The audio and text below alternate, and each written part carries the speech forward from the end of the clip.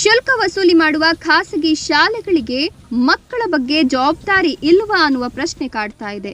ವಿದ್ಯಾರ್ಥಿಗಳ ಜೀವದ ಜೊತೆಗೆ ಚೆಲ್ಲಾಟವಾಡ್ತಿರುವ ಕೆಲವು ಖಾಸಗಿ ಶಾಲೆಗಳು. ಹೌದು, ಇನ್ಶೂರೆನ್ಸ್ ಎಫ್ಸಿ ಇಲ್ಲದೆ ಕುರಿಗಳನ್ನ ತುಂಬಿಸಿದಂಗೆ ಮಕ್ಕಳನ್ನ ಶಾಲಾ ವಾಹನಗಳಲ್ಲಿ ತುಂಬಿಸಲಾಗ್ತಿದೆ. ಕೋಲಾರ ಜಿಲ್ಲೆಯ ಶ್ರೀನಿವಾಸಪುರ ತಾಲೂಕಿನ ಹಲವು ಖಾಸಗಿ ಶಾಲೆಗಳ ಕತೆ ಇದಾಗಿದೆ. ಶಾಲಾ ವಾಹನಗಳ ಇನ್ಶೂರೆನ್ಸ್ ಎಫ್ಸಿ ಮುಗಿದು ಸುಮಾರು 1 ರಿಂದ 4 ವರ್ಷಗಳೇ ಕಳೆದಿದೆ.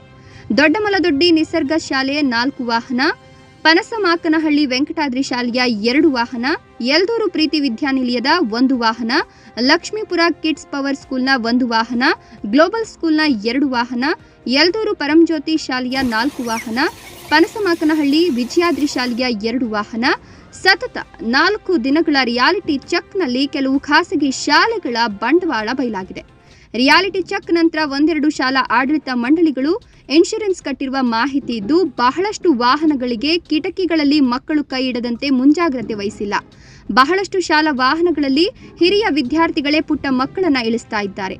ಇನ್ನು ತಾಲೂಕಿನ ಹಲವು ಶಾಲೆಗಳ ಪರಿಸ್ಥಿತಿ ಇದೇ ಆಗಿದೆ. ಹೀಗಾಗಿ ಇದು ಆಡಳಿತ ಮಂಡಳಿಯ ನಿರ್ಲಕ್ಷ್ಯತನ ಅಲ್ವಾ ಅನ್ನೋ ಪ್ರಶ್ನೆ ಮೂಡ್ತಾ ಇದೆ. ಸಾರಿಗೆ ಇಲಾಖೆ ತನಿಖಾ ಠಾಣೆ ತಾಡಿಗೋಳ್ ಕ್ರಾಸ್ನಲ್ಲಿಯೇ ಹೋಗ್ತಿದ್ರು, ಯಾಕೆ ನಿರ್ಲಕ್ಷ್ಯತನ? ಅಧಿಕಾರಿಗಳ ನಿರ್ಲಕ್ಷ್ಯತನ ಹಲವು ಅನುಮಾನಗಳಿಗೆ ಎಡೆ ಮಾಡಿಕೊಡ್ತಾ ಇದೆ. ಇನ್ನು ಕ್ಷೇತ್ರ ಶಿಕ್ಷಣಾಧಿಕಾರಿಗಳು, ಸಾರಿಗೆ ಇಲಾಖೆ ಅಧಿಕಾರಿಗಳು, ಪೊಲೀಸ್ ಇಲಾಖೆ ಇತ್ತ ಕಡೆ ಗಮನ ಹರಿಸಿ ಮಕ್ಕಳ ಜೀವದ ಜೊತೆ ಚೆಲ್ಲಾಟವಾಡ್ತಿರುವ ಶಿಕ್ಷಣ ಸಂಸ್ಥೆ ವಿರುದ್ಧ ಕ್ರಮ ಜರುಗಿಸಬೇಕಿದೆ.